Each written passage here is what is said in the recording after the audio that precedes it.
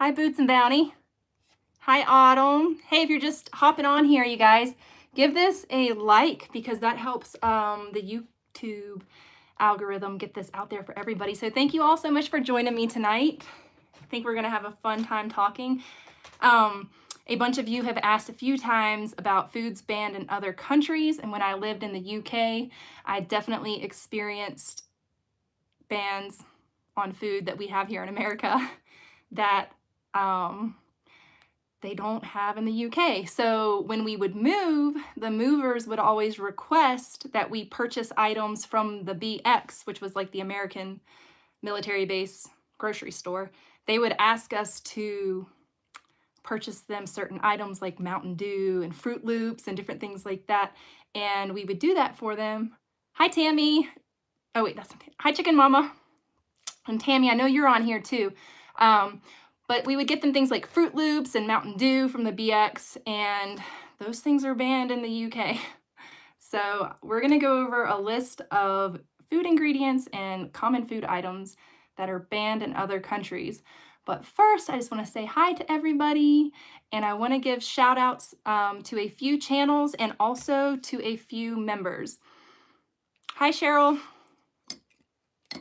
What are you guys drinking tonight? I am drinking stress immune tea. Hi Autumn, hi Melissa, hi Kathy, glad to see you all here. We are fed trash here. You were right about that. It is so sad. Water. I've got some water. I've got my tea. I have not hydrated well today, and I didn't drink enough coffee because I got a hint of a headache. Hi Tammy.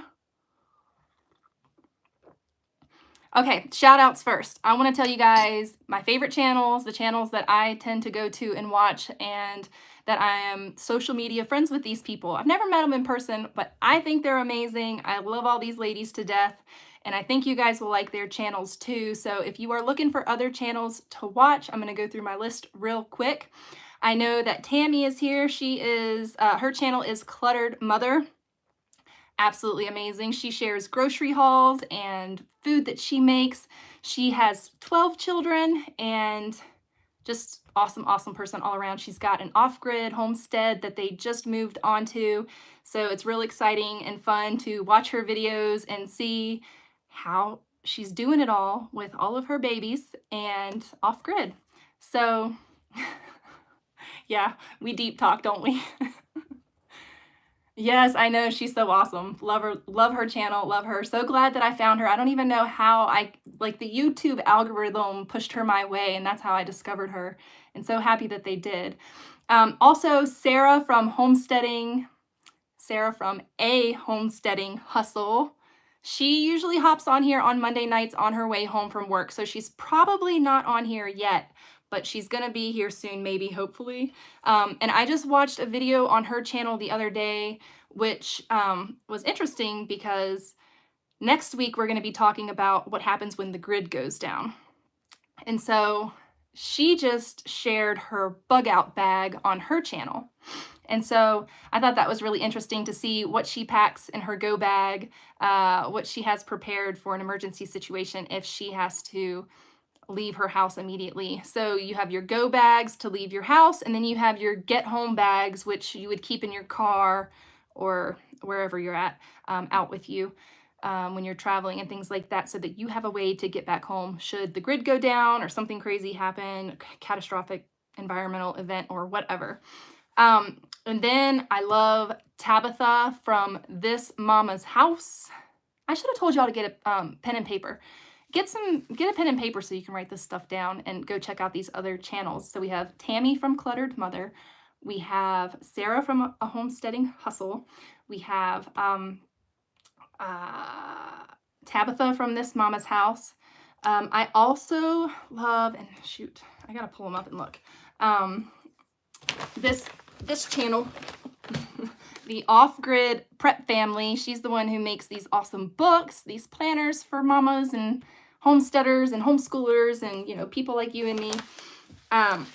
So her channel is really awesome too. She's just now starting to post more pantry videos and that sort of thing.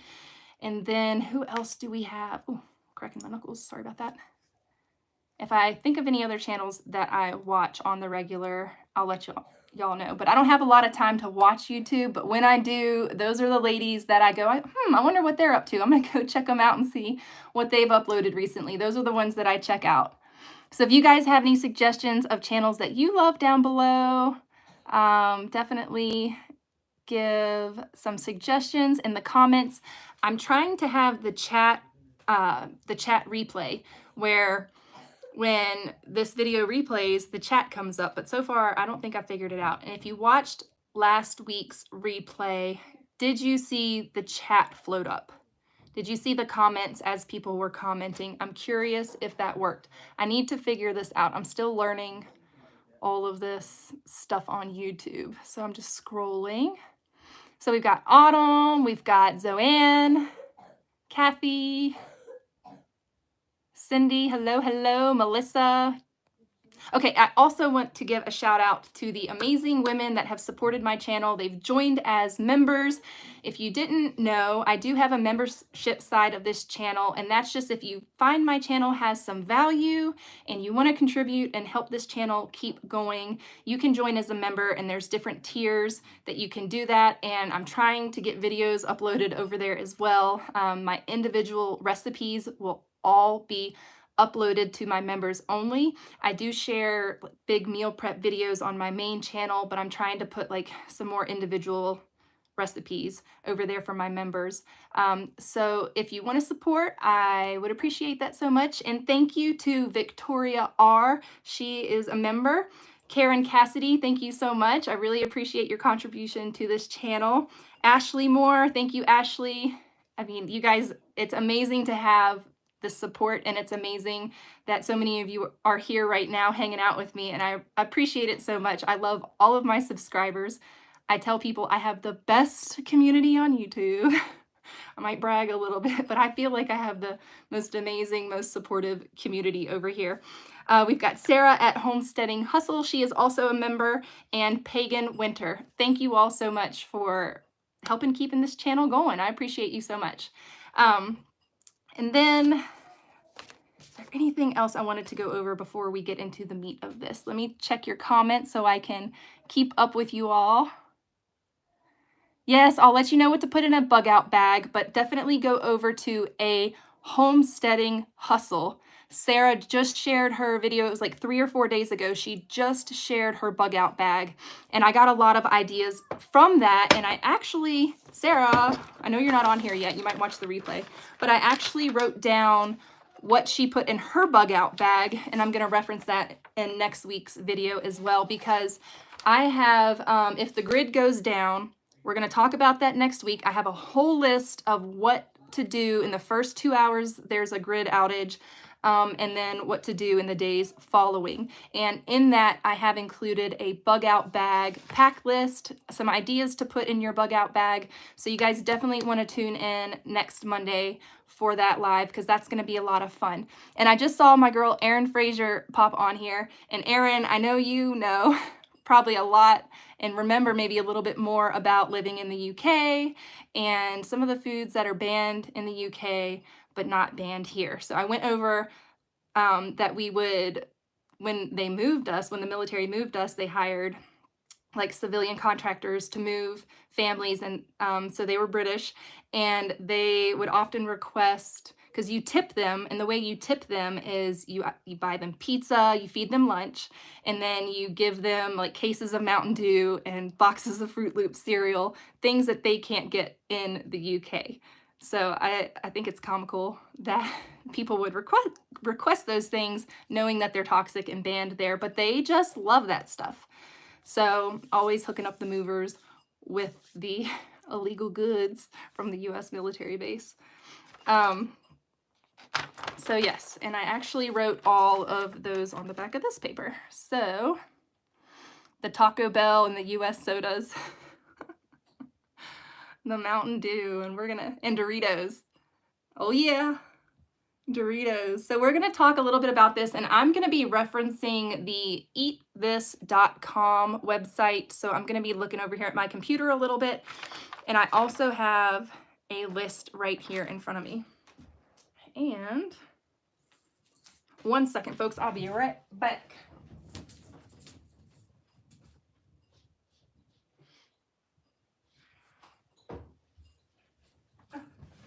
Sorry about that. Had to grab myself a tissue. Got a bit of a runny nose today.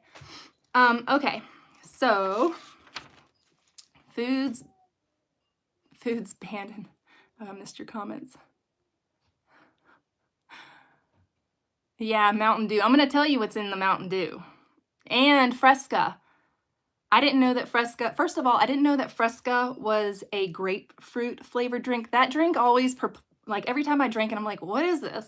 What is this flavor supposed to be? It's grapefruit. I didn't know that. But they use bromated vegetable oil in citrus flavored drinks. So things like Mountain Dew, the Fresca, Sprite, maybe Sprite, I'm not sure, but they use it as an emulsifier and it causes neurological issues and organ damage. It also can cause, like the neurological issues, it causes problems with your nerves, basically.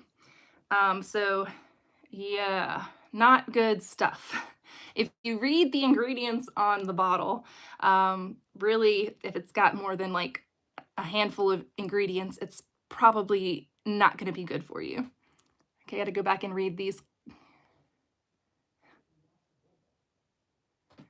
Oh, the real Kinder Eggs. Yeah, they're yummy. Oh my goodness, they have the best chocolate in England. It's so good. Cadbury, it's the Cadbury brand. And was there another brand, Aaron, I'm thinking of? Yeah, but everybody loved the Cadbury brand chocolates. People on cholesterol medications shouldn't drink Fresca. They probably shouldn't drink Mountain Dew either. The real Kinder Egg. Yummy. They're yummy. Okay, so artificial food colors.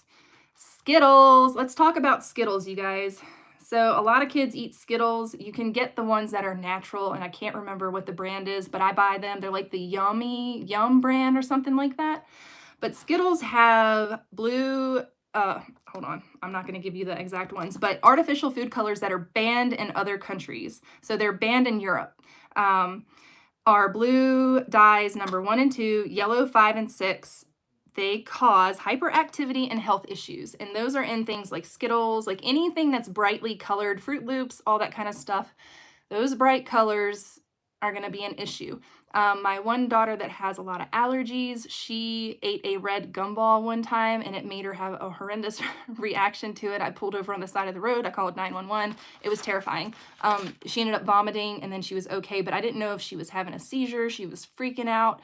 It was not a good situation. So we try to avoid that as much as possible, but we do have some things like that in moderation because, you know, birthday parties and things like that. I'm not going to like exclude my kids from the fun. I'm not the fun police over here, you know? So things like that we do in moderation, but it's not something that we're giving to our kids on the regular.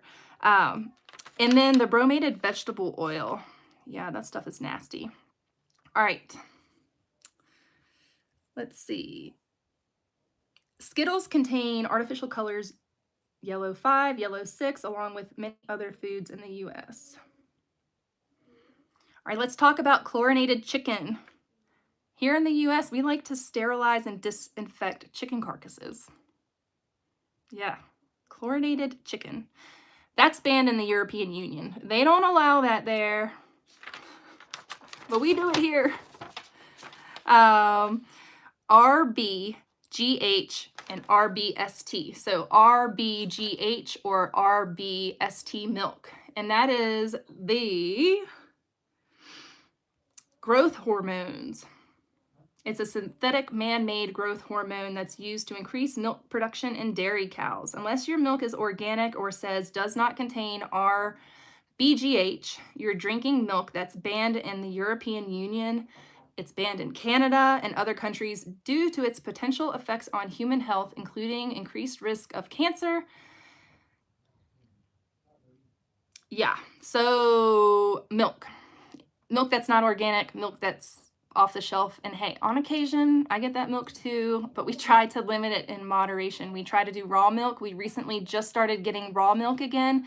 And then I'm going to be sharing with you guys for my daughter that can't have any kind of mammal milks at all.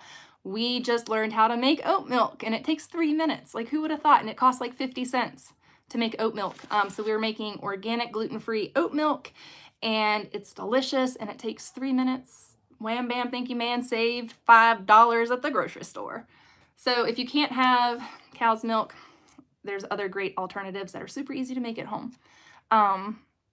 My husband just said kids love the dinner. Good. Oh, I'm going to share with you guys what I made for dinner tonight. It's going to be like a cook with me video because Aaron and the kids were gone, and I made them dinner while they were gone, and I'm trying to up Hagen's protein. So we did mung beans and we did beluga lentils. Both I got from Azure, and I'm going to tell you what, I tasted them and they're amazing.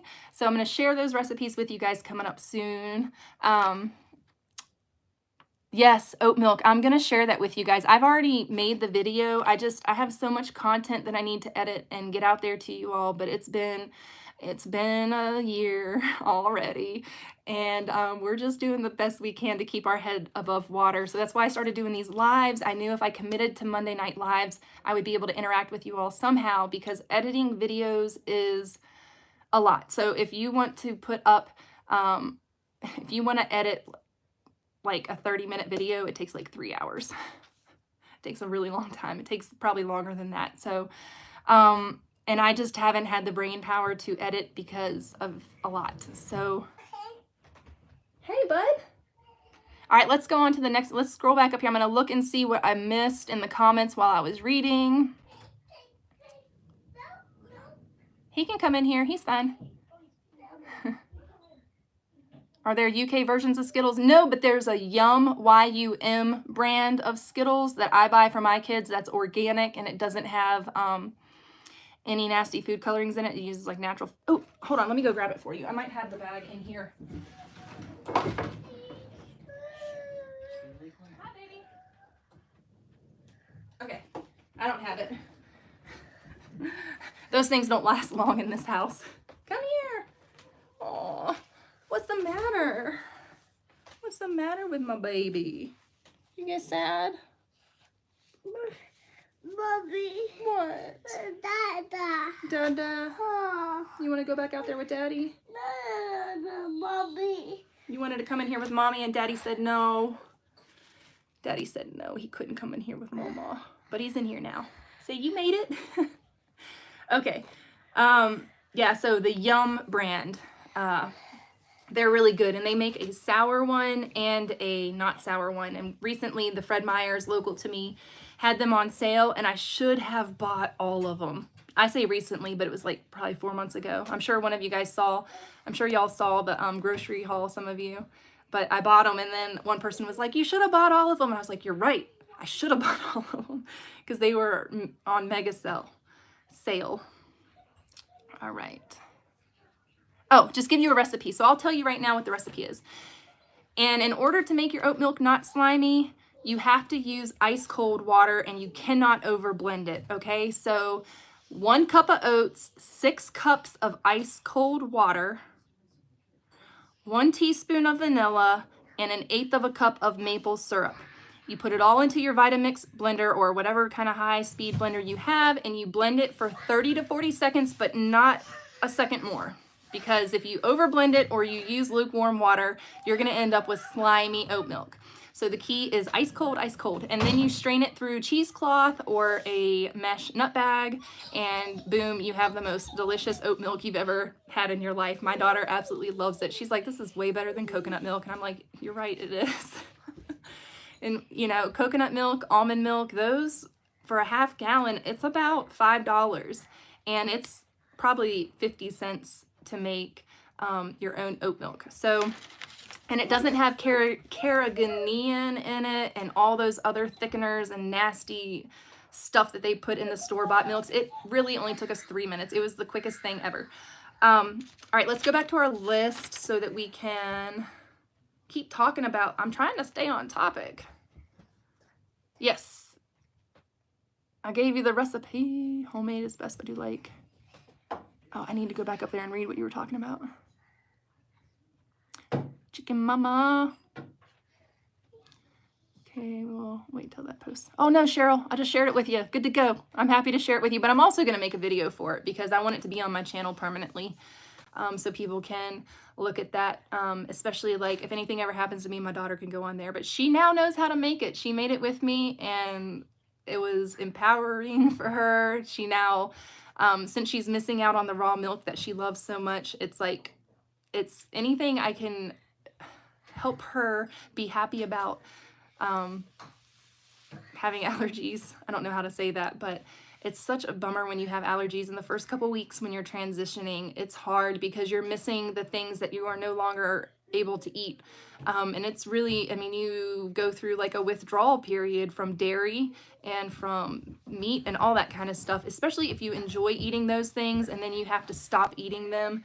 Then it's like you got to go through that phase where it's rough. It's rough. We've been going through a rough couple weeks trying to get her switched over, but that's why tonight we made the different beans and lentils. We don't make a lot of beans and lentils. We've kind of eliminated them from our diet, but Hagen is so limited to what she can eat that now we're making lentils and beans again just to get her some extra protein, get whatever we can into her. And as long as she can tolerate it, we're going to feed them. As long as it's not giving her a belly ache or making her have like painful gas or anything, which those things do to Aaron and I. So that's why we rarely use lentils and beans. Just give us the recipe. My name is Amy. It's, I really try to remember everybody's name, and I'm sure it's hard for y'all to remember my name too, but it's so hard for me to remember everybody's name that doesn't have their name in their handle. Like, I know that I've asked Boots and Bounty Homestead, what's your name? And she always comments or will say who it is that's commenting. What are you doing, monkey? Yeah, she might get gas until she adapts. Was that the case with you, Tammy? Yum Earth. That's what they are. Giggles. Yes, Yum Earth Giggles. Thank you, Erin. Thank you. Oh, y'all, I just got more blood test results back, so I'll tell y'all all about that. I talked about it on my Instagram, but I'll share that with you guys too, kind of explain some of the symptoms I've been having. All right, GMOs, genetic modified organisms, those are banned in many European countries. So they have, actually not banned, they have very strict regulations on GMOs in European countries.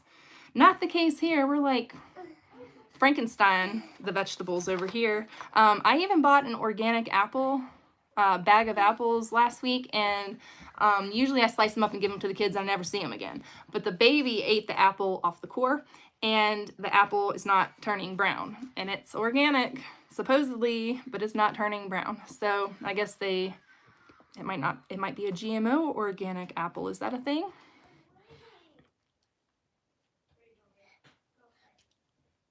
Oh, there is now. Yeah, they have some strict regulations there. I said banned at first, but I reread my sentence and it's not banned. They just have more strict regulations. Ooh, chilling in the bath. Do I ever get sugar cravings on my diet now? Oh, let's talk about that. Honey, I'm still partaking in the honey.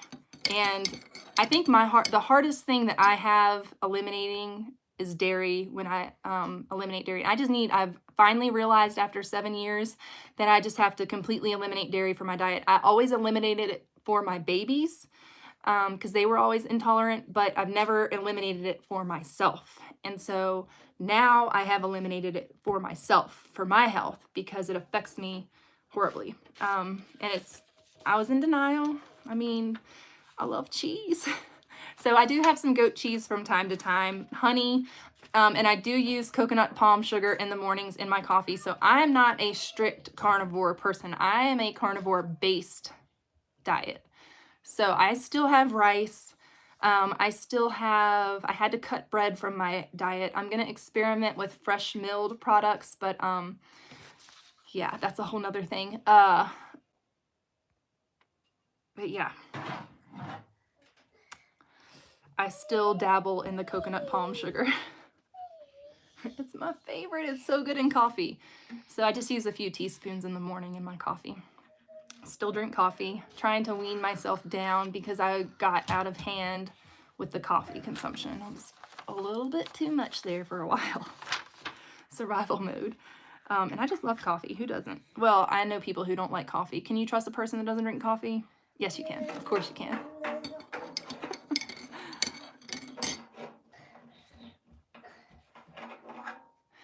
No gluten, no dairy, or processed sugar. It is hard. But once you get over the hump and you get into a routine and you get the foods that you're used to eating, it becomes normal. You're down to carnivore, dark greens, and berries. That's all I can tolerate anymore. See, I had some broccoli the other night, and I'm trying to do smoothies more often, more fruit more often, and then I have eggs and meat, rice. I've pretty much eliminated so much stuff because of all the health problems that I'm having. I've had to restrict everything. So why? But once you have one autoimmune disease, I've learned that you get more. If you can't seem to cure the one that you have, you are at risk for more autoimmune diseases. And I'll go into some more of that after we talk about the meat of this conversation, which is foods that are banned in the United States that aren't banned in other countries. So potassium bromate, it helps bread rise. It's banned in Europe, Canada, Brazil. It causes cancer. So that's what's going to be in all of your yoga mat breads at the grocery store, that kind of stuff. So definitely worth avoiding that. If you can, make your own bread at home. It's so easy. Get a bread machine from the thrift store. You can get bread machines from the thrift store for like $10 to $20. And then you can buy your organic flour or mill your own flour. And I make sourdough in the bread machine. I make yeasted bread in the bread machine. It's so easy. At 6 o'clock at night, when I forget that I haven't made bread for the next day, I always throw a bunch of stuff in the bread machine, and then by the time I go to bed, the loaf is cooling on the cooling rack. So it's just nice, and I don't have to do anything. I mean, of course I'm doing other things, but I don't have to knead the bread and do all the processes with the bread. It's just nice to throw it in the bread machine, and I recommend that to everybody. I'm like, go to the thrift store, get yourself a bread machine. Stop eating the bread from the store because they put some nasty stuff in there. At least in the lesser expensive breads. The cheapos. You started a sourdough starter? I want Aaron Fraser. Did you ever figure out gluten-free sourdough? Because I want to learn how to make gluten-free sourdough. And I saw somebody the other day, I think it must have been on Instagram, but she had the most beautiful loaf of gluten-free sourdough. And I was inspired because I didn't think it was possible. She said she struggled for about 2 years to learn how to make it. You know what? I'll never find it again. But it looked beautiful. It looked amazing. And if I could learn how to make gluten-free sourdough, or if I could figure out how to make a gluten-free sourdough starter, that would be awesome because I would like to have some bread on occasion. But again, that uses like a bunch of stuff that is not in my diet right now. So, got to figure it out though. Occasionally it would be nice to have some bread that wouldn't make my tummy hurt so bad. Hi, Hannah. Glad you jumped in. Hi, Rachel. Hi, Melissa.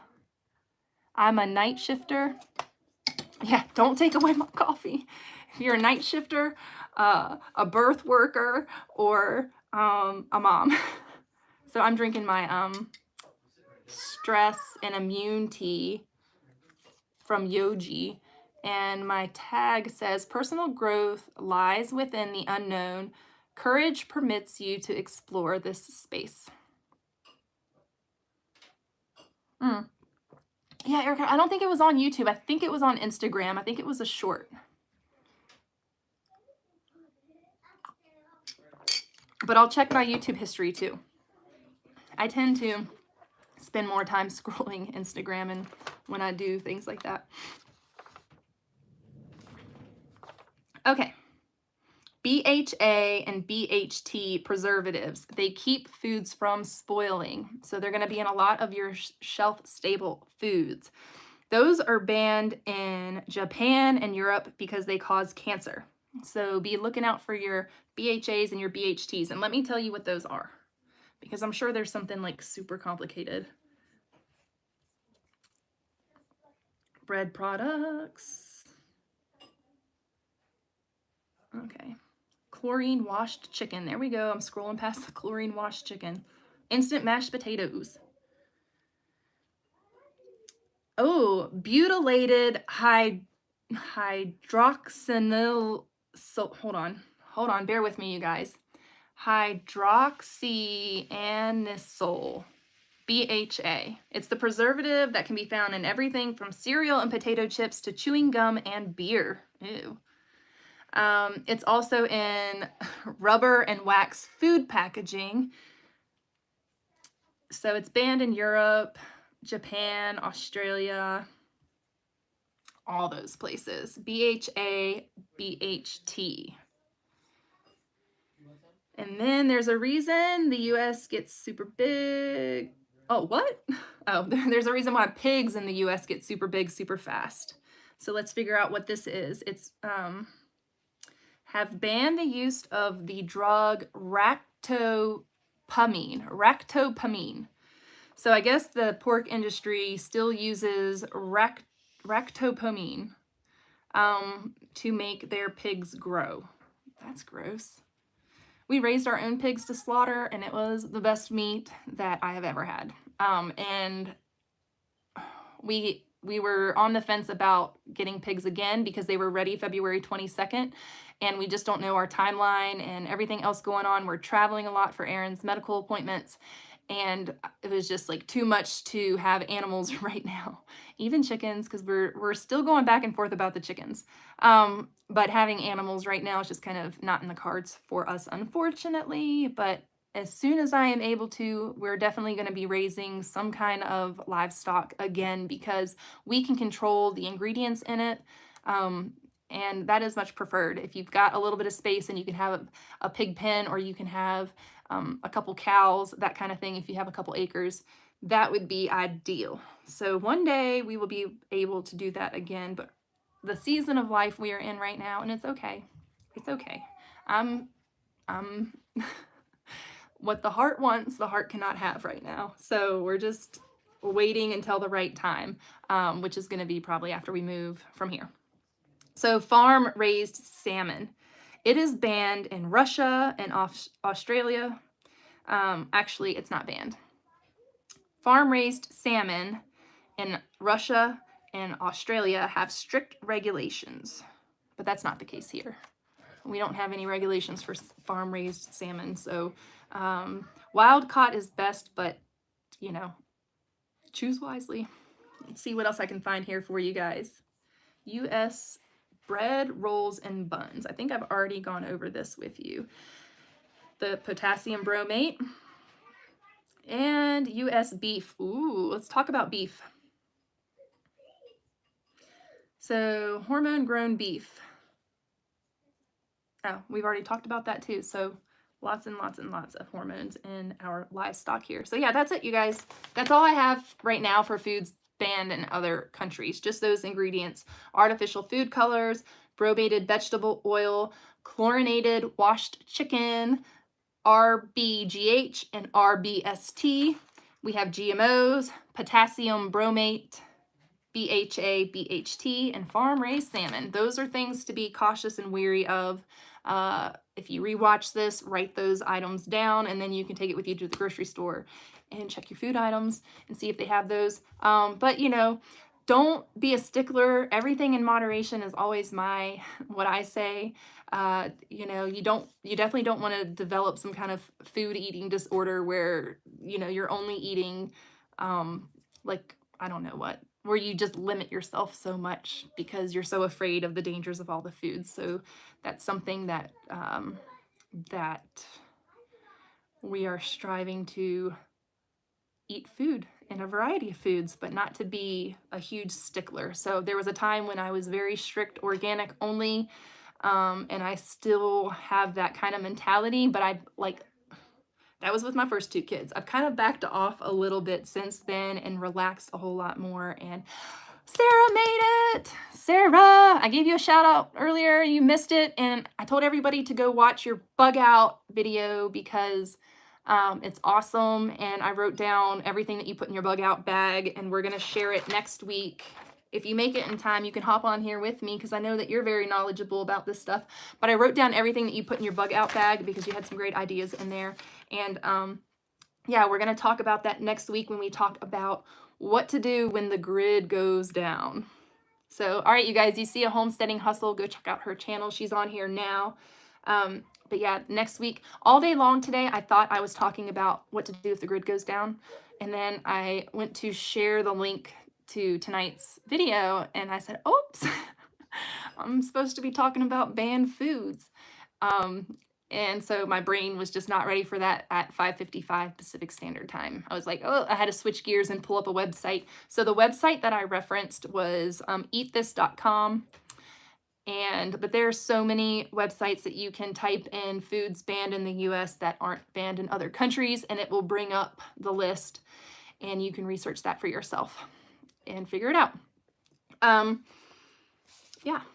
So we've talked about everything. Let's just have some open chat now. I'm going to go back through these comments because I think that I've probably missed. Yes, Melissa Elliott, ramen noodles. The Time Travelers Bakery. Search it in Provo, Utah regarding celiacs. Yes. Okay.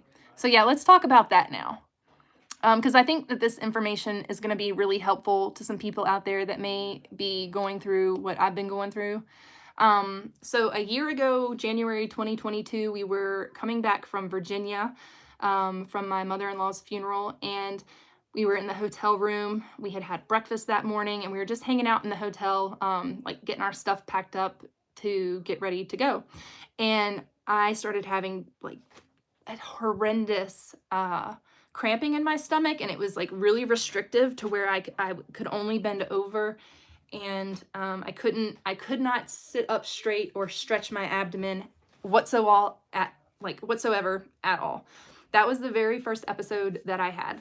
And then I started having them more and more. And one day I was riding around in the car, and I was sitting in the car for a few hours, I think, and went and got the kids and, did some things and then came home. But when I got out of the car, my stomach immediately seized up and I was having that same pain, and it kept happening. And I was like, I don't know why this is happening. What is going on? I was like, I feel like this could be what celiacs people experience. And so but I was like, it's probably not that. It's probably just I'm having like ab spasms, because I can't really describe to you what it does, but it makes me like hunch over, and it's crippling pain. And so I kept telling my doctor about it, and she kept saying, I've had a lot of people who've had COVID make the same complaint. They're having terrible tummy cramps. And then she just kind of like brushed it off and didn't make a big deal about it. But it kept happening, and it would happen when I was home alone with my kids or whatever, and it was freaking me out. So it kept happening. And then I kept getting sick with, I'm just like chronically sick with ear, nose, and throat stuff. So got my referral to the ENT and discovered I have an immunoglobulin subclass 4 deficiency, which means that my body doesn't make any immunoglobulins to bacteria and viruses that affect the ear, nose, and throat and chest. So for me, on that range, it's like 1 to 130 something, and I'm at a 1. So I don't make them. I'm not a 0, but I don't make the immunoglobulins to fight that for my immune system. So I lack that part of my immune system. I also have Hashimoto's thyroiditis and hypothyroidism, but that wasn't giving me the answers to my inflammation, my pain, everything that has been going on. When I eat certain foods, my body will hurt for days. I get horrible stomach cramps. So I went back to my doctor and I was like, I feel terrible. And I know that I don't look like I feel terrible.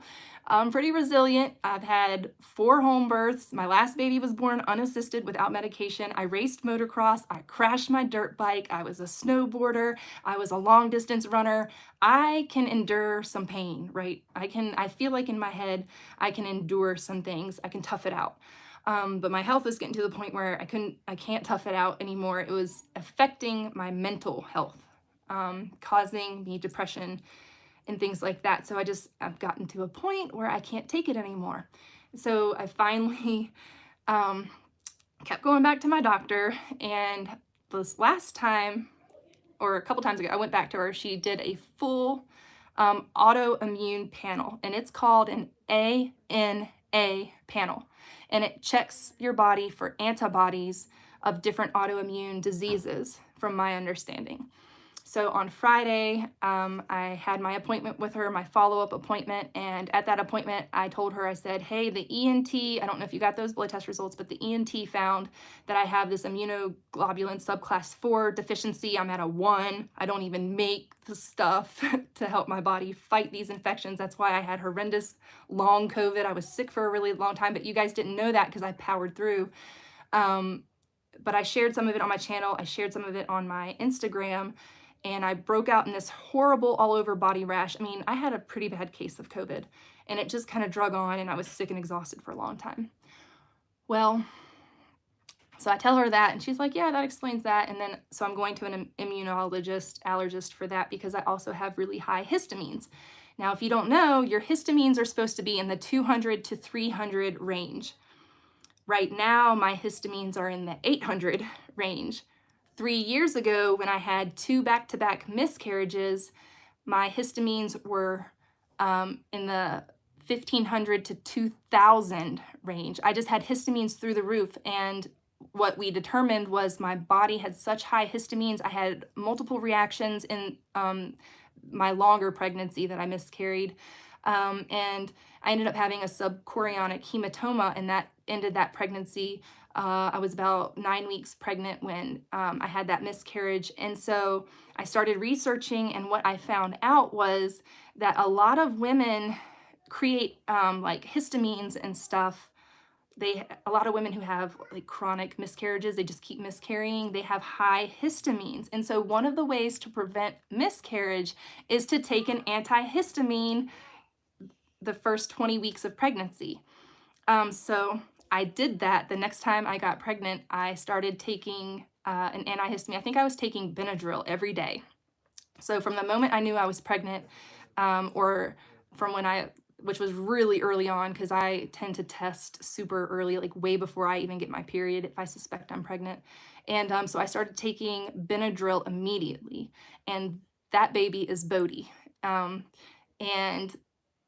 I'm so thankful that I figured that out. I'm not sure if that's why that pregnancy stuck, but it's really interesting information that if you are in a miscarriage group on Facebook or something, and a lot of these women are going to all kinds of doctors to figure out why they're having these losses. And it turns out that a lot of them have really high histamines. Many of them have great success continuing and carrying their pregnancy when they take an antihistamine for the first 20 weeks. So that was very promising, and it worked for me. But I had never had miscarriages ever before until 2021. And then that's when, was it 2021? Yeah, 2021. Now I can't even math. 3 years ago. Where am I at? What day is it? And so then that's when I started having miscarriages, but thankfully figured that out and resolved that. So I still have high histamines. I'm still in the 800 range, so I need to take a daily histamine because I'm having some issues as a result of having high histamines. It's causing a lot of inflammation. My inflammatory markers are through the roof. And so that is something that I have to be mindful of, especially like with the foods I eat.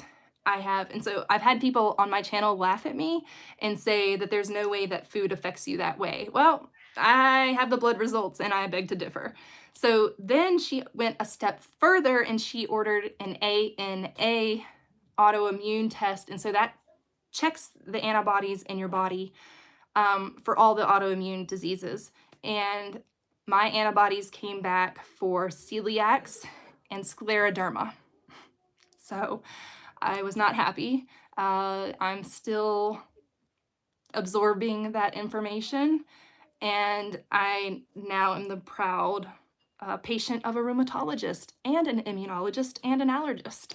So, for somebody like me, that I have really prided myself on natural health and really taking care of myself and trying to eat the best that I can and doing all the things that I can to be the healthiest person that I can, I feel like I've been kicked in the face um, with 3 autoimmune diseases now. It's incredibly frustrating, and um, mentally, it's really hard. Excuse me. It's been really hard. So now I am no longer eating bread, and that sucks. But it explains it. Okay, so I had yesterday, I was like, I'm gonna try a piece of my homemade bread. It's not gonna hurt me. But the bread that I made was made with all purpose flour from Azure and whole wheat bread flour from Azure. And it wasn't fresh milled. It wasn't fresh milled, so I'm gonna say that. And now I need to like try fresh milled and see if that affects me. But I ate my piece of bread, my homemade bread that I know all the ingredients in it, and instantly I ate the piece of bread and the eggs, and I hadn't even gotten up from my chair, and I was like, oh, here we go again, and I was just crippling down with my stomach, and then I have to walk around the house like I'm an old lady because I can't stand up straight. It just feels like it feels like if you try to stand up straight, you're just shredding your abdomen. It's like it's just gonna rip apart. It's unbearable. So yeah, that's been a tough pill to swallow in the midst of everything going on with Hagen and Aaron, but it's validation for me that I'm not insane because I thought I was crazy, you guys. I have been told my whole life that I'm making this shit up. Sorry, pardon my French. I've been told that, oh, it's because you've taken too many antibiotics when you were younger because you wanted to go to the doctor all the time and you were taking antibiotics because you were sick all. Yeah, I was sick all the time. I didn't have any immunoglobulin to fight anything, but I wasn't taking my medication. So I would get prescribed antibiotics and I just wouldn't take them. That's just how I was. So I don't feel like anybody can blame what I went through as a teenager with my health and my childhood and everything else. I don't think it's fair to blame me for what I'm encountering now. Because I will tell you, my thyroid problem is from childhood trauma. And I know that to my core. And I've never been able to defend myself or speak out when people have hurt me. And that has put a grip on my throat that I can't explain, other than it just felt like I was being strangled all the time in my childhood and my early adulthood, my adolescence. Felt like I was being choked. And sometimes I still get that pressure in my throat. But I feel like that killed my thyroid. I think it just killed it. And I've encountered other people that have had childhood trauma and they have the similar thing. They have Hashimoto's or they have thyroid issues because they're not able to clear the toxins from their lymph system here because of the restriction from the tension and the stress and the trauma and everything. It causes disease. Stress and trauma cause disease. And it sucks. And I don't know if the stress and trauma from the last 2 years in COVID and everything else going on has made these other autoimmune diseases surface. Is COVID wrecking everybody's gut to where so many people are getting celiacs now post COVID? I asked on my Instagram, I said, hey, has anybody developed an autoimmune disease since having COVID? And I had quite a few people say either they weren't diagnosed, but they're having terrible tummy pain, or that they've been diagnosed with celiacs. Numerous people. So I think that's really fascinating that this engineered laboratory disease is causing all these gut issues for people who got very, very sick. So, and of course, when you have COVID, you get a very high fever, you get very, very sick, and it probably just zaps everything in your gut and kills it all. And we end up with leaky gut and then all of these other things, kind of the cascade of effects from the trauma of having COVID. So I'm curious if any of you have noticed any strange symptoms if you've had COVID or anything like that. I know it's taken a toll on everybody. Um, and if you, I mean, I've talked about it a little bit in some of my lives on here, but I tend to keep a lot of that stuff private about what happened. Um, when I was a young child, about 7 years old, and then again when I was 12 years old, and then things that happened to me when I was a teenager, and then things that happened to me when I was a young adult. I can't even fathom those things happening to my own children, and how parents can allow things like that to happen to their children is just beyond me. And I'm still dealing with it as a mother. I think back to my childhood and I go, how could these things have happened to me and how come nobody protected me? And that's hard. And dealing with like the stress, the PTSD of those events, and looking at my beautiful, innocent children and going, oh, I can't believe that anybody did that to me when I was those ages and those things happened. I don't understand it and I never will. But it's given me a life of illness. And that's so frustrating for me because I'm doing the best I can. I just want to get better. I just want to be healthy. I just want to be happy. And so, um, I don't know. I give it all to God though, because that's all I can do. And I know that He's got me and He's always got my back and He's always going to look out for me. So I have that. I have my faith and that keeps me going. I have my joy. I have my beautiful family now. I'm safe. I am safe now. I've been safe ever since I moved away from Virginia. Ever since I married my husband and he took me away from all of it, I've been safe. I was 27 when I finally felt safe. It's a lot. But yeah, food matters. And for people like me with multiple autoimmune disorders, I'm so stinking bummed. I'm so bummed, so frustrated because I love food. I am a foodie. I started my channel to share food with everybody, and it is such a bummer. And I'm trying to figure out now which direction do I go with my channel because I used to be able to make all these foods and now I'm so limited. I felt like nobody wants to see me eat eggs for breakfast and ground beef for lunch and ground beef and rice again for dinner. Like, that's not exciting. And yes, I still cook things for my children, but um, I just feel like, what do I have to offer my channel now that I'm so restricted with my diet and with how I'm cooking and my daughter's diet? It's like, what do I have to offer? So I haven't been uploading much. It's been a struggle to pick up the camera to um, edit lately. Of course, we've been busy too, and I'll update you guys with Aaron about Aaron. I know a bunch of you have been asking about his eye surgery. It still hasn't happened. He went to the VA because he's in this VA medical retirement process. He went there on Friday and had his eyes looked at. Now he has a hole in his retina. So it's just like not a hole. His retina's torn. So last time I told you guys he had 2 holes in each retinas.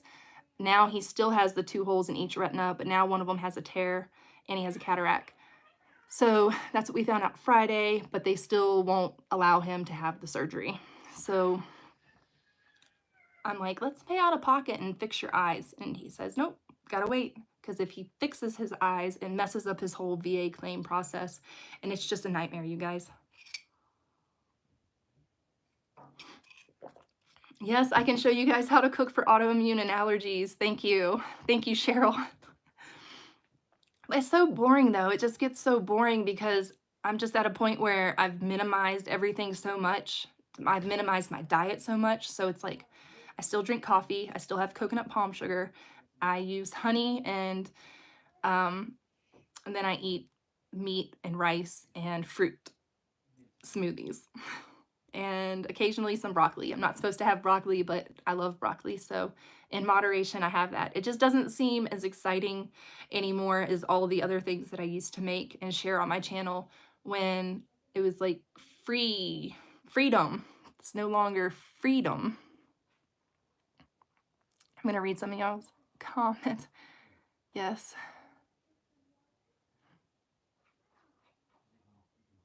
Yeah, it feels like a Wolverine is slicing up your insides. Brain fog, terrible brain fog, joint pain, chronic fatigue. Yes. All those things, but I hide it and I suppress it and I push it under and I say, Katie, that's not really happening. You don't really feel this bad. You know, I like all the things that I was told as a child, I continue to tell myself, and it's horrible. And so I'm trying so hard right now. I'm trying so hard to make myself a priority and make my health a priority. That's hard to do because feeling deserving of that is another hurdle. It's another hurdle to get over, to feel deserving of taking care of myself and taking care of the little girl that's inside, that's in my heart.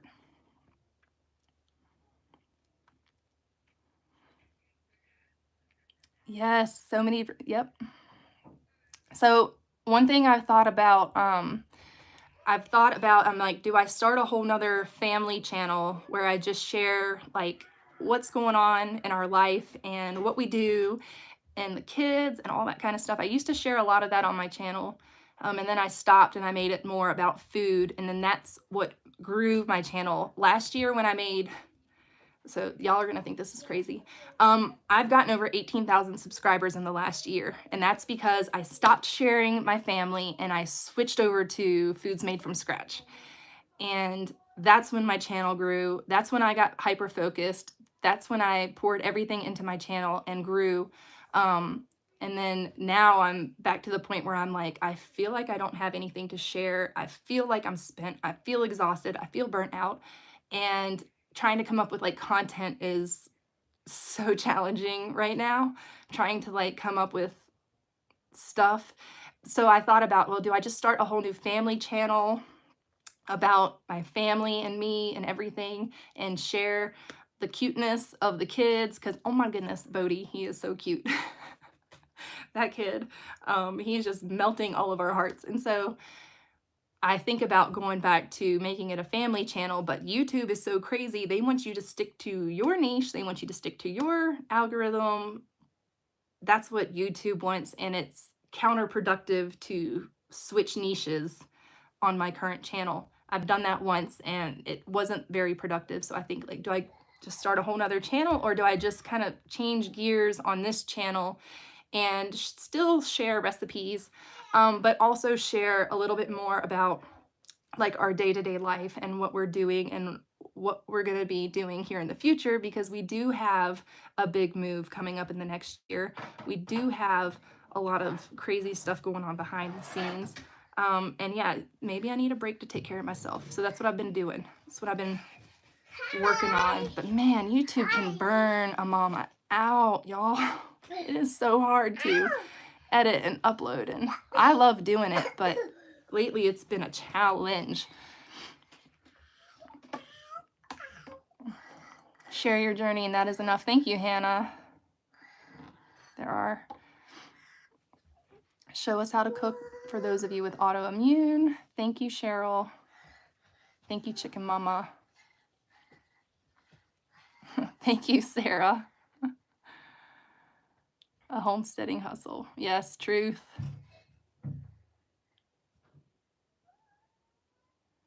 Yeah, to think of how many years these guys have given to the military and the government, and they've just effed them over.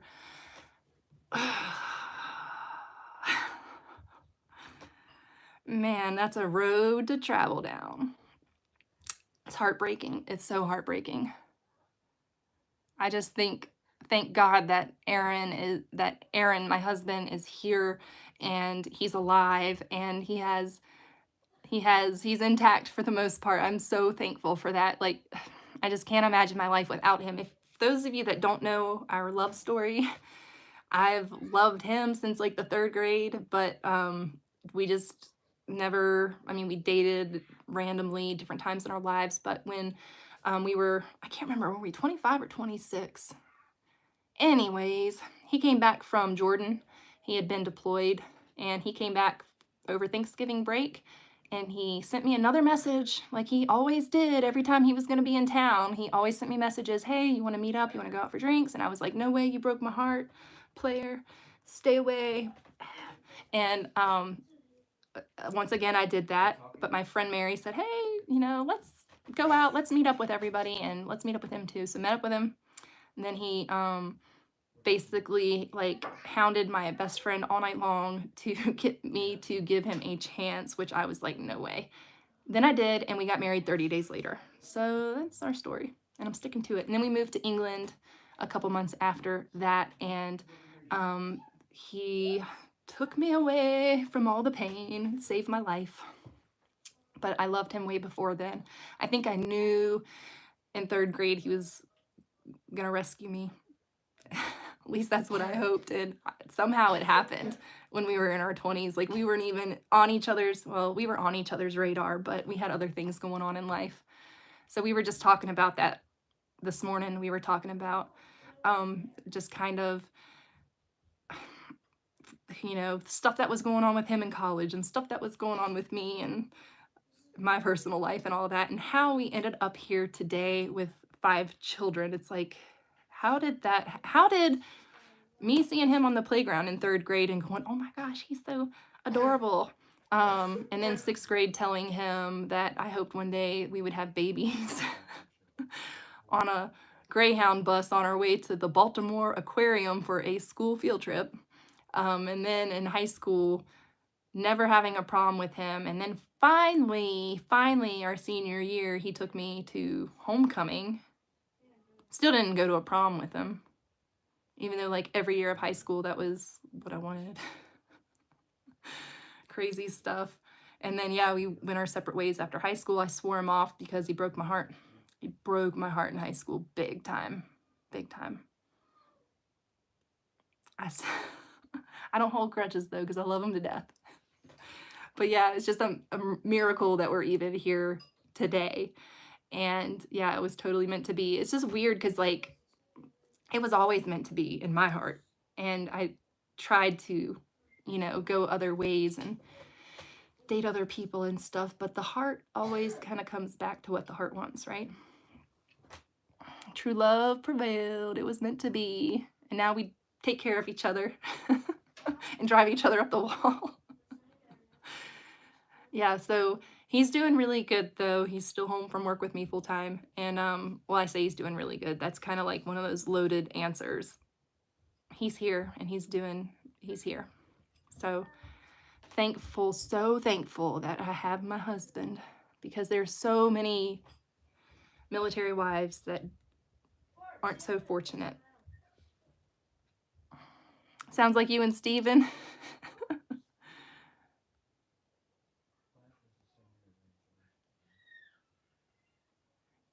What's AML? Gwenny, what's AML? I think someone else on here, I think I came across that recently. AML.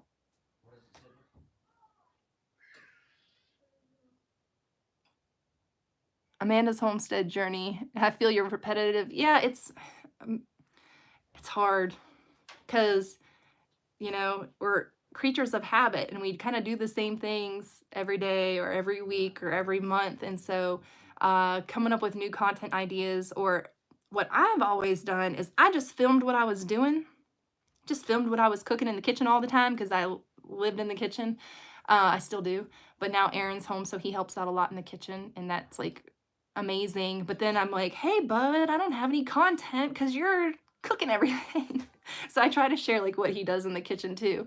But yeah, content ideas are, I have a whole bunch of content right now. I just haven't had the brain power to put it into videos to do the editing. It's insane the amount of time it takes to edit videos. And then by the time I edit my video and I've watched it 3 or 4 times to make sure everything's right, I upload it and I never want to watch it again. Aaron tries to bring my videos up on the TV. Like I instantly just panic and I seize up and I'm like, turn it off. I don't want to see myself. I'm like, they are not allowed to watch my YouTube videos when I'm home. It's not allowed. I can't do it. I can do like the older videos when I had the kids on a whole lot. I love watching those, but I can't watch the ones of just myself because I'm too self-critical and I psychoanalyze all of it, and I if I make a mistake or if something's not 100% how I want it, I'm just very critical and I'm like, then I start thinking I need to delete the video and all this kind of stuff. So, yeah, it's do not put my videos on when I am home. I can't do it. I know, it's funny. Oh yeah, my all day in the kitchen cooking videos, those are fun. When I try to meal prep, I did that today. So I've got, I'm gonna share with you guys what I made for dinner. I think I also shared or filmed what I did for breakfast this morning, but oatmeal, like, it's not that exciting, but I filmed it. So, you know, it's just, gotta come up with some ideas over here. Sorry, somebody just rude comment on Instagram. I don't know why people can't just scroll on Instagram and not say rude things. I'm so full of it, Sarah. Did that work? Did you ever try it for the pickle lids? I'm gonna tell you what, I let a pickle lid set overnight with baking soda and water in it, and it didn't work. It still reeks. So here's the solution to that. You can order those jar lids, that size jar lid from Azure Standard, but I'm sure you can find them other places. But Azure Standard has the pickle jar lids that fit those wide pickle jars. They have them on Azure Standard. So they're for their gallon size jars and their half gallon size jars, but they work on the pickle jars. So there's my solution. Yeah, I was like, because if you put rice in a bowl of spaghetti sauce, like if you have a bowl, I just found this out by happenstance. If you have like tomato stains on a bowl or something like that, or you hand wash your, you're okay? Okay. Oh, you want a sip of my tea? No, you don't need that. Hear this. I put some rice in a bowl that was stained with like pasta sauce when I was hand washing dishes. You know, when I didn't have a dishwasher, and by happenstance, the rice absorbed all the tomato grease, the orange greasy stuff on there, the cooked rice did, and then, yeah, it was cool. Got that out. So then someone was talking about how to get the smell out of the pickle lids. I told Sarah at Homesteading Hustle, I was like, yeah, you just put rice in the pickle lid. And she's like, does that really work? I'm like, I don't know, I just made it up. Sarah, you remember how that conversation went. I don't have the clearest memory, but I'm just cracking up because sometimes I'm just a little bit, like, it sounds like a good idea, right?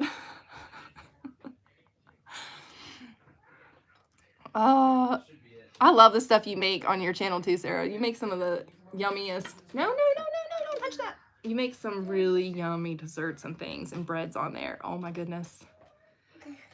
Here, you want to come up here? No, you too busy running around. Bodhi's got he's got the sniffles too. Okay, I gotta go back up here because one of you were talking about Three Rivers Homestead. They are dairy free and a lot of food allergies and even, yeah, anaphylactic reaction. Yeah, her son has an anaphylactic dairy allergy, which we're thinking is the route that Hagen's headed down because it can gradually get more and more severe. So we're super careful now.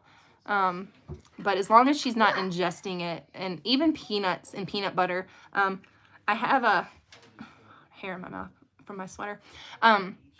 I have a Rice Krispie Crunch Bar recipe that I'm sharing with you guys. It's already on my channel, so if you're curious about it, it came from the 40 Days Postpartum book, and what it is it's a half a cup of butter, a full cup of either peanut butter or sunflower butter or whatever, and then half a cup of honey, and then 2 cups of Rice Krispies. And I get organic brown Rice Krispies from Azure Standard, but I'm going to share that with you guys. So you just warm your butter, or I use coconut oil.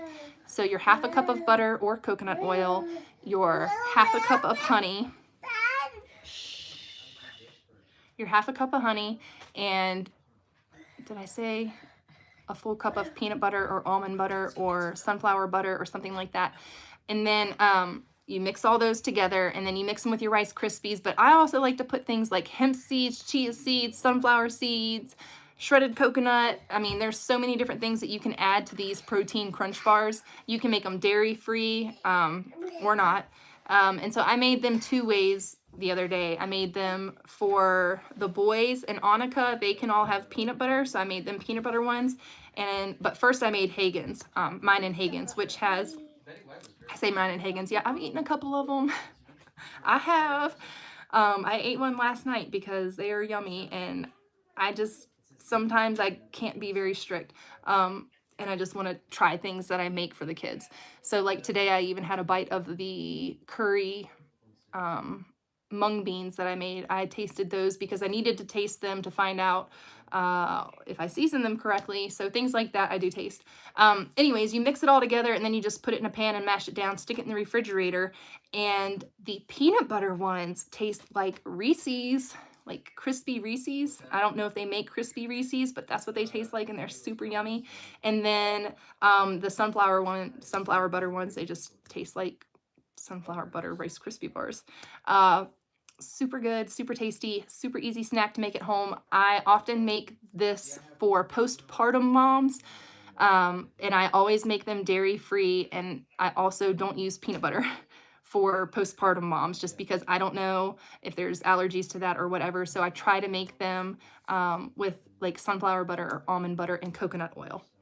And they are fantastic. You can also use, excuse me, you can also use maple syrup in them if you want to. But they are fabulous. And I think they're called protein crunch bars on my channel if you search it. But in like the next couple of weeks, I'll be sharing that recipe again because it's a winter. And we made up a bunch of trays to take with us when we went out of town last week. So we were traveling for Aaron's VA appointments. They don't have any VA doctors close to us. So we've had to travel between 2 and 5 hours to go to his VA appointments for his, what do they call it? I can't remember. CMP exams. He's in the process of his CMP exams right now. So he has to go have every single thing that he's ever been diagnosed with. He has to go see a doctor, a VA doctor, and the VA doctor has to confirm or deny those diagnoses. And so far, they have found all of them and then some. So he went in and had last week when we went over to Medford, he had what was that for? Oh, all of his bones and everything. Turns out the guy's been running around for the last couple years with a separated shoulder. And yeah, that's kind of an issue in itself.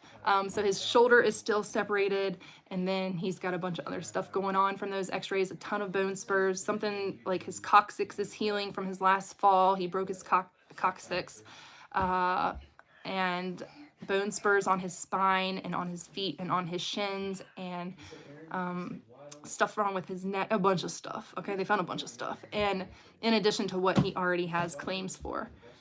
So that was interesting. And then he went to Portland on Monday. No, today's Monday. Friday. Oh my gosh, I'm so mixed up right now. Thursday they went to Portland, and then Friday morning he had his eye appointment to verify and check his eyes from the VA, and that's where the ophthalmologist said, oh yeah, you have a hole in your retina and you have a cataract. So, sorry, not a hole. He has a tear. He has 2 holes in each retina and a tear. And she's like, why won't they fix that? Oh, we don't know. So then today he had a telehealth, mental health exam that was a couple hours long on a video call. And so that's a huge relief that that's over with. So I don't know if any of you are familiar with a medical retirement and going through the VA process, but when your career is ending before your 20-year mark, you are at risk for not getting anything, any kind of retirement, because you didn't make your 20 years. When you're medically retired,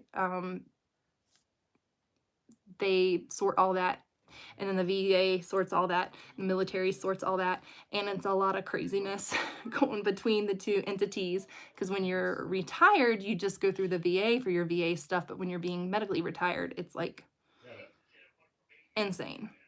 This process, we have learned so much, so much. We have learned so much in the last year, but we've actually been anticipating this for about 8 years. It's just now happening. So, hi, love you. Yeah, it's the cluster, man. I like just keeping these VA appointments. It's been every day I just have to ask him. I'm like, what appointments do we have this week? And I say we because I'm helping him manage all of it. But it's like, what do we have going on this week? What day is this? What time is this? And every day I ask, and I even have it written down, and he has it written down. But we're like double, triple checking all the time because that's what trauma survivors do. They're just like, oh, we're gonna miss something, we're gonna forget something, and it's gonna be detrimental to this whole process. So it's been a lot. It's been a lot. You want some tea? You need some stress relief tea? Yeah. Say thank you, Mama.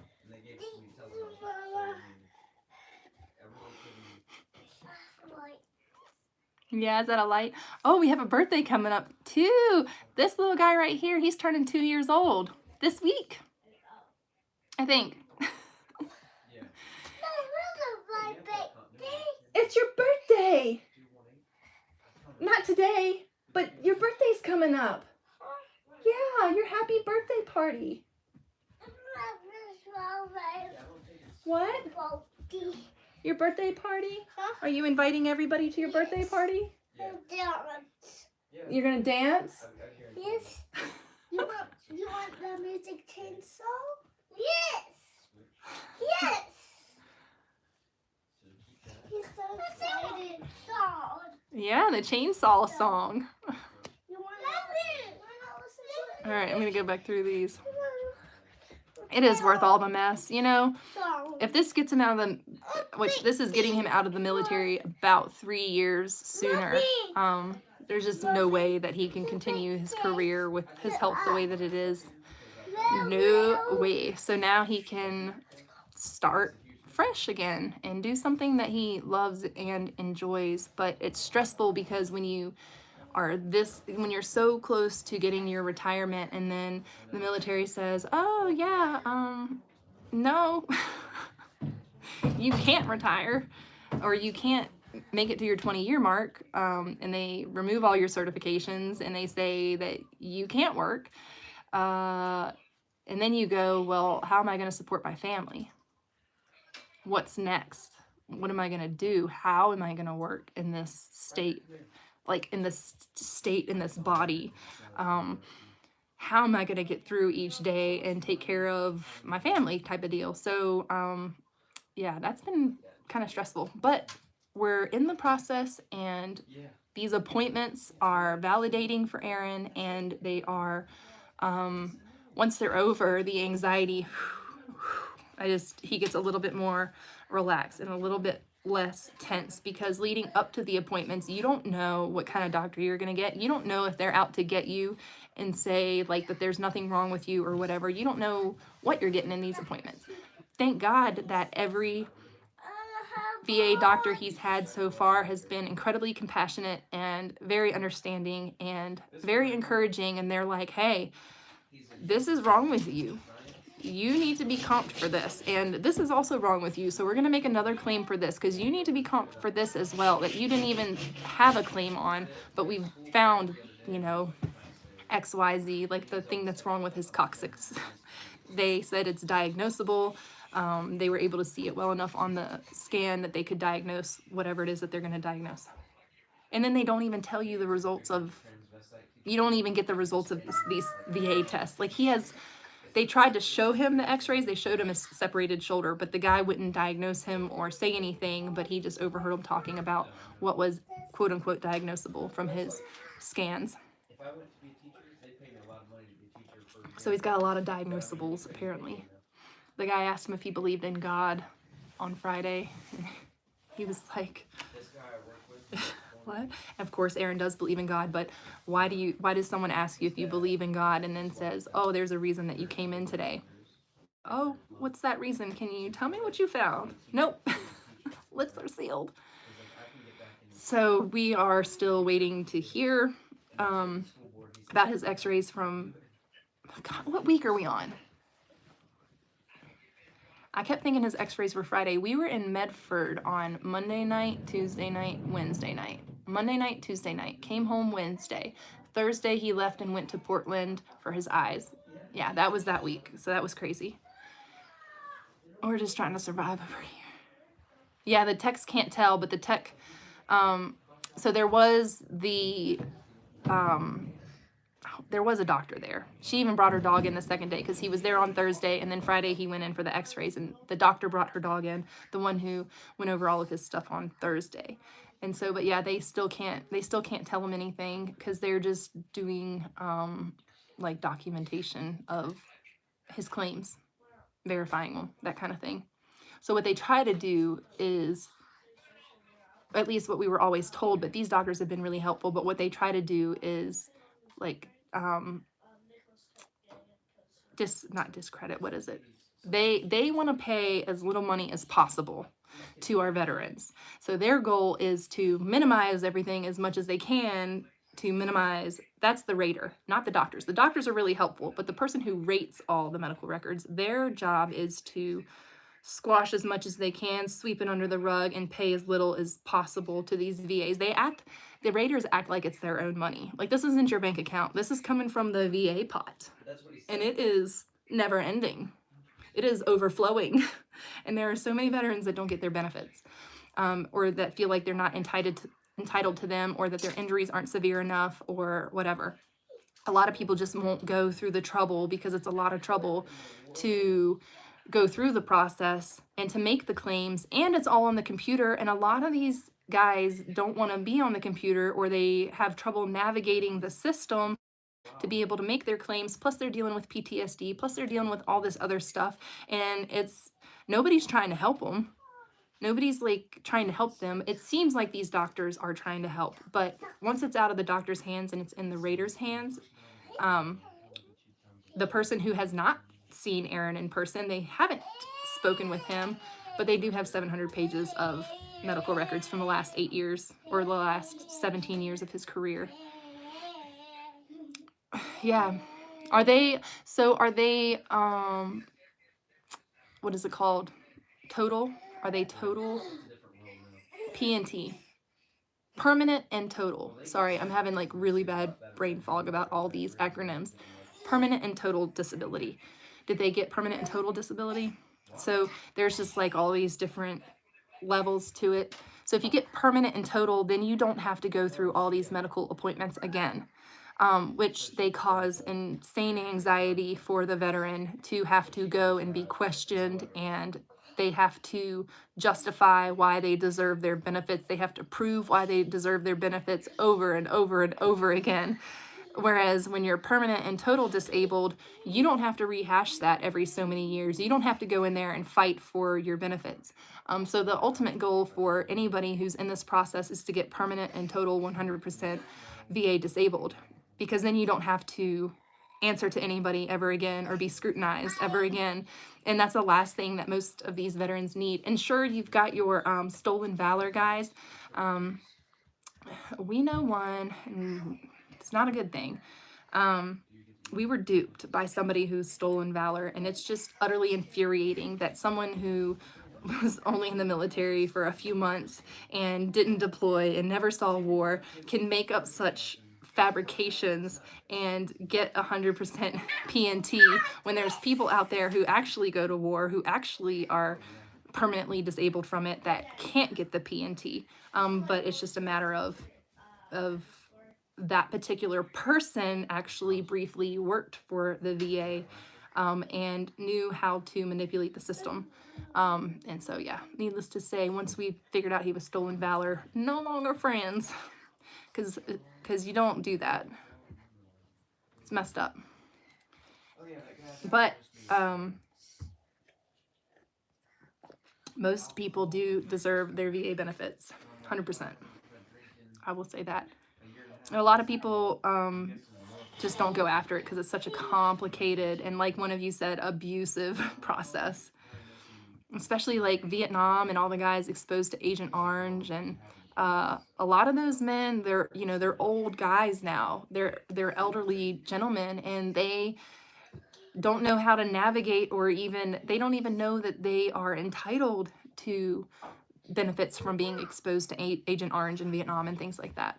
So if you know someone who's a veteran, you definitely want to encourage them to go take advantage of their VA benefits and to get what they deserve, because they served this country. They were injected with all kinds of crazy stuff, exposed to all kinds of crazy chemicals. It's a lot. It's a lot. So everybody who's served deserves their VA benefits, unless you totally fabricate your whole career, which we've known people to do, and it's disgusting, honestly. And to walk around with the stolen valor is just ridiculous. And yes, he loves golf.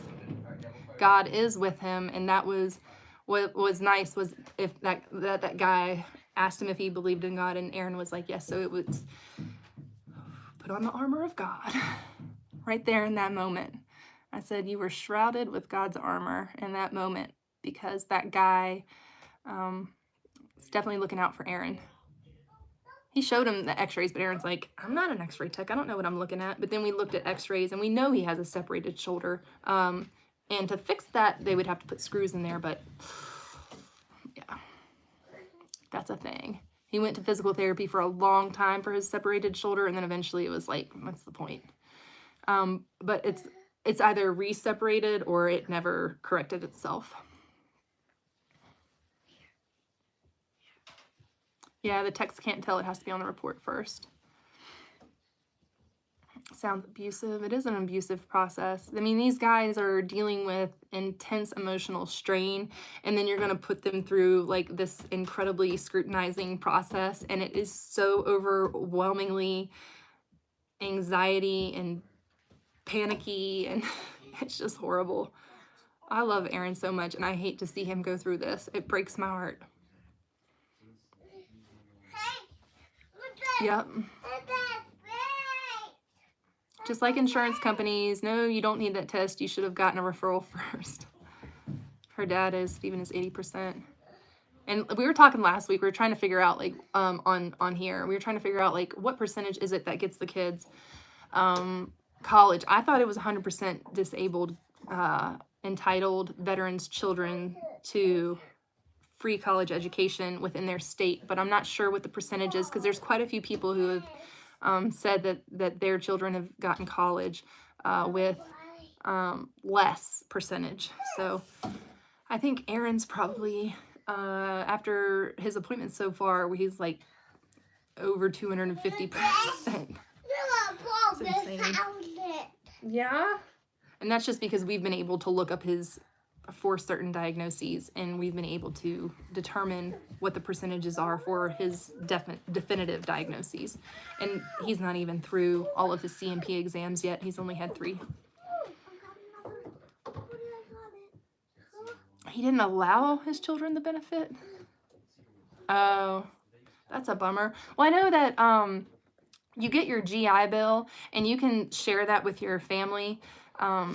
So you can sign your GI Bill over to your wife, or you can divide your GI Bill up between children. And I'm pretty sure Aaron missed his window to sign it over to any of us, but he still has his GI Bill in his name. But you can share that with your wife and children, and that's the GI Bill. That has nothing to do with the VA side of it. Yeah, if you're 100, I know it's 100, I know 100%, but I'm thinking that there's like a lesser number that might be.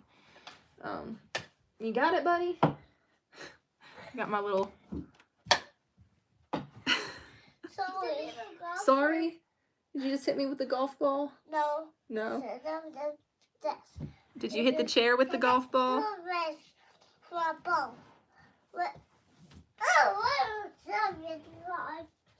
Yeah, nice swing. You're not talking as clearly today as you normally do. He's got a cold, poor little guy.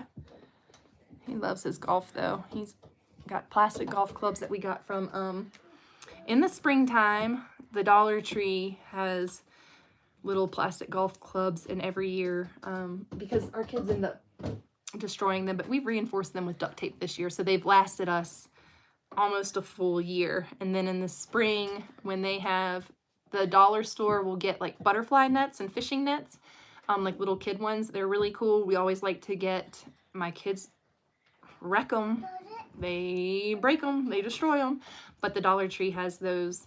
They're like bamboo poles with a little fishing net on the end, so those are fun for like butterfly catching and things like that. Although I try to discourage my kids from catching butterflies and things like that unless you're gonna eat it. Leave the animals alone. But they like to like use that in the lake and stuff like that, and then we get them these little golf clubs that they're playing with right now. Those are my two twins, born 5 years apart. All right, how's everybody doing? Y'all hanging in there? I think we're gonna tie this up here soon. I've been on here for 90 minutes. Wow, I can get to going, and time just gets away from us. I'm amazed that so many of you guys have stuck around for this long. Oh, that's awesome. That's awesome that your son is getting his degree with his GI Bill. Excuse me, I'm having throat issues. I've talked too much. You made it, Rhonda! You made it in the nick of time. We've been on here for an hour and a half. Oh my goodness. I thought you made it for an hour. Oh, I just get on here and talk with them for as long as we all feel like talking, and then we sign off. We're getting ready to get off of here though, because it's bedtime for everybody. We've got to get these kids in bed. Usually Aaron's the one who puts most of them to bed. That's okay, Rhonda. I hope you can catch the replay. The replay we went over today. We went over all the foods that are banned in other countries, or the ingredients, not necessarily the foods, because if I were to like list all the foods that have those ingredients, we'd be here all day. We'd be here forever. And then I also recommended some channels to check out in the beginning of this video. And I also gave shout outs to all of my members. If you guys are on here right now, give this live a thumbs up. That helps YouTube's algorithm. That helps this live reach more people. And then, yeah, and then next week we're talking about, next Monday night's live, we're going to talk about what to do if the grid goes down. So I'm going to give you like what to do the first 2 hours the grid goes down, and then what to do in the first 2 days if the grid goes down, because our government has said that there's going to be a cyber attack in the next 2 years. So they've already told us what's going to happen. So if there's a cyber attack, it's likely that, because so many things are run by cyber things these days, that the grid can go down amidst a cyber attack. So we all need to be preparing for that, because they have told us in the next 2 years they're anticipating a cyber attack. So there you go. They also predicted that there was going to be some kind of pandemic. They predicted that a couple years before it happened. So we need to stay vigilant. We need to be preparing our homes and our families and having an emergency plan in place. So that's why next week we're going to go over the plan and prepare for the grid going down, for the cyber attack, and all that stuff. So I'm excited to go over all of the little tidbits that I've been picking up and writing down on my piece of paper. I'm getting lots of inspiration from other prepper channels, and I'm not trying to be like a fear-mongering channel by any means. I just want people to be prepared for a worst case scenario, for a health emergency, for a family emergency, for a catastrophic environmental event, or whatever. Don't keep anything on a computer. No bills, nothing. Ooh. Keep everything paper. Yeah, you know, they've all conned us into electronic billing, right? And then all that stuff happening with Bank America and people's money disappearing. We use Bank America. Good night, Melissa. Oh, I'm in a Walmart with you, Sarah?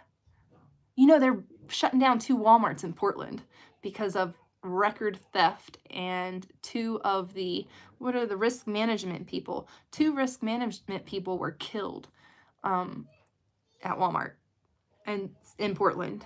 And also the state of Oregon is going to be giving, at least this is like proposed, homeless people $1,000 a month to use freely on whatever they want to. So that'll be really awesome. Portland's already really struggling, so I'm sure lots of people across the country that are homeless are going to be hopping trains and heading this way to the Oregon cities to claim their $1,000 of free money every month that they can spend on whatever they want to. And I'm sure it's going to help all these people get off the street. It's not. It's not. It's not. It's not. It's not going to help them get off the street. They're just going to move to Oregon. That's what they're going to do. Yeah, that's crazy. Yeah, when that happens, like Aaron and I, we always say, "Oh, funny, it's talking about that," or like, because ads will come up on the TV too, on the TV, on our cell phones. I mean, we just mention something, or I even notice sometimes I think things, and then an advertisement will come up, and I don't even know how that happens because I haven't been injected with any questionable substances, so I don't know how they're reading my mind. It's insane.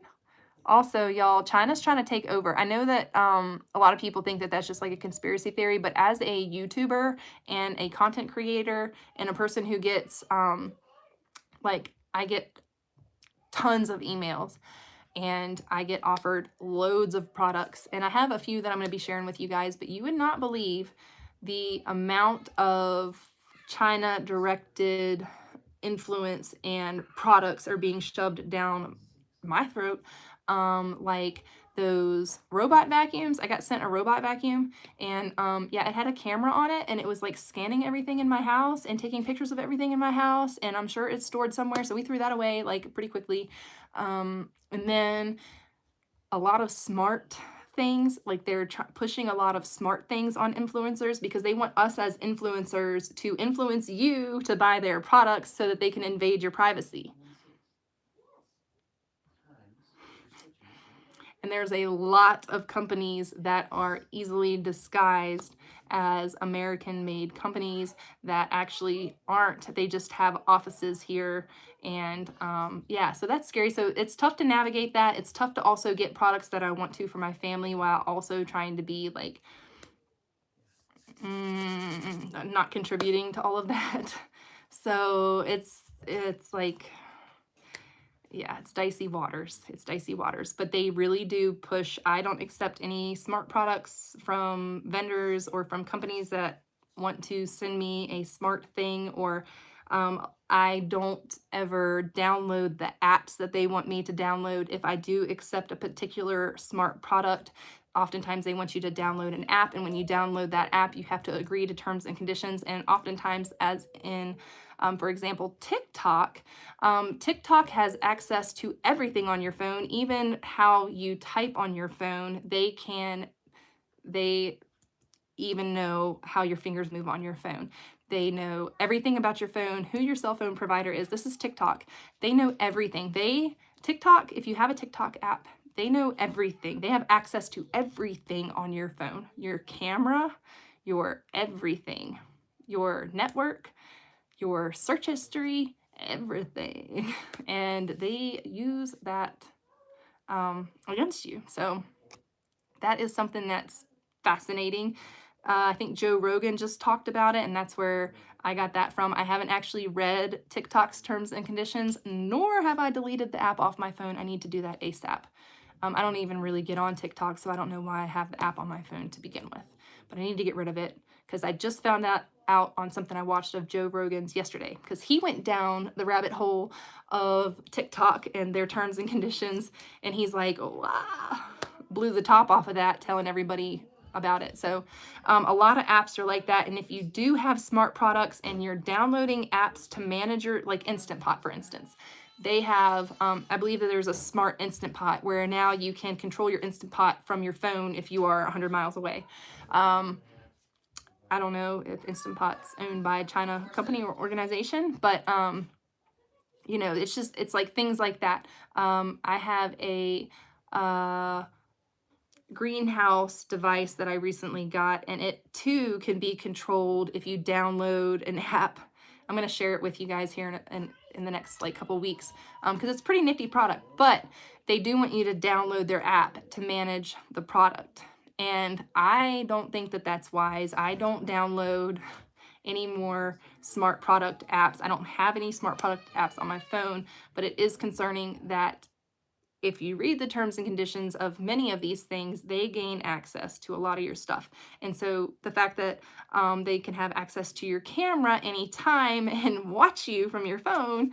So when I go in the bathroom and take a shower, if I have my phone in there, I always cover it up with a towel because I don't know who's watching me. So if I'm ever doing anything questionable, I try to keep my phone, or not questionable, but you know, private. I'm trying to keep my phone away from the situation. Oh, those watercolor. I did see that. I did see that. Oh, yeah, and the facial, like my Apple phone, I can hold it up in front of my face, and you know, Apple, all this stuff is made in where? So anyways, not trying to drag y'all down any rabbit holes tonight, but there you go. Have fun. All right, I'm going to get off of here. I want to thank every single one of you guys for hanging out with me tonight. I love talking with y'all. I'm just going to go back through these comments. See, this is what I do. I go back through the comments and then I start off on another tangent.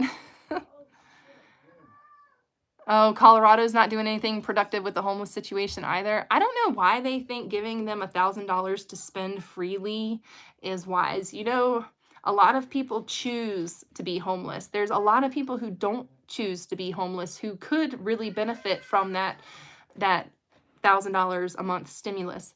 But there's a lot of people who choose to be homeless. It's just what they choose. And enabling their addictions and things like that is not going to be good.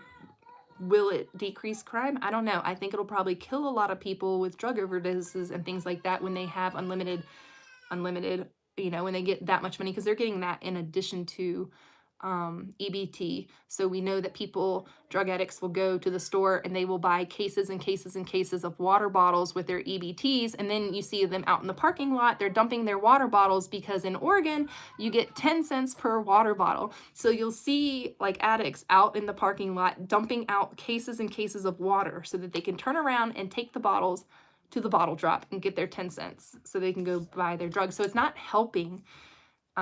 It's not helping the people who choose to be homeless and who are deep in their addictions. So it's really sad.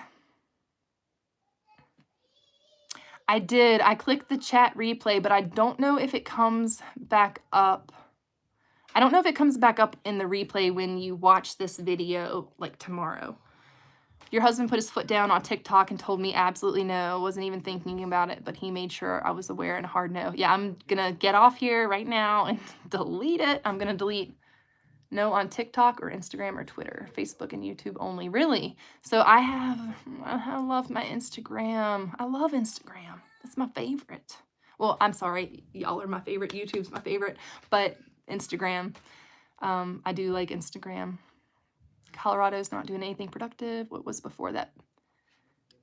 Simple Godly Living Homestead. Exactly. We're preparing as well and using great discernment. I always tell folks to prepare in faith and good stewardship and preparedness, not out of fear. Exactly. And so, exactly. That's very good. Thank you for sharing that. We'll let them know at the border where to go. Communism is coming. Mama, light off. Huh? Light off. It's on. Do you want it on or off? Off. Okay, sorry. There you go. You saving? Light off. Yeah, it's off. No, no, no, no. You want it on? No! All right. It's bedtime. It's bedtime. I can do, you can load an app for your GMC car. It's not happening. Well, where's GMC made? GMC. Yeah, the watercolor pictures. Exactly. We could keep going. We could be going down the rabbit hole for days. We're not gonna do it. We're not gonna do it. People don't like it. People don't like it at all when I go down the rabbit hole. They get really angry with me on here. They get real mad real fast. They don't like me talking about personal stuff. They don't like me talking about rabbit hole stuff or conspiracy truths or anything. So I try to mind my P's and Q's. But for a long time, I just opened my big mouth about every single thing. And hold on. Yes. T? What was I talking about? Just sucked all the brain power. Where I was going with that. I don't know. Forgive me. It's a struggle over here. You drinking on my tea? He just uses me for my tea. All right, let's tell everybody good night. Can you say good night? No. Good night. Good night.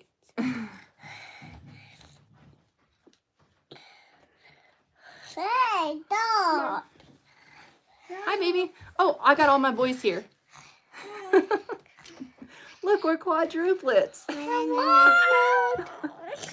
Good night, you guys. We're gonna put these cuties to bed. I don't know where our daughters are, but they're not here. They must be playing with their dolls in their room. Good night, you guys. I had so much fun tonight. We'll see y'all soon. Don't forget to tune in next Monday. Give this a like. Don't forget to check out my memberships.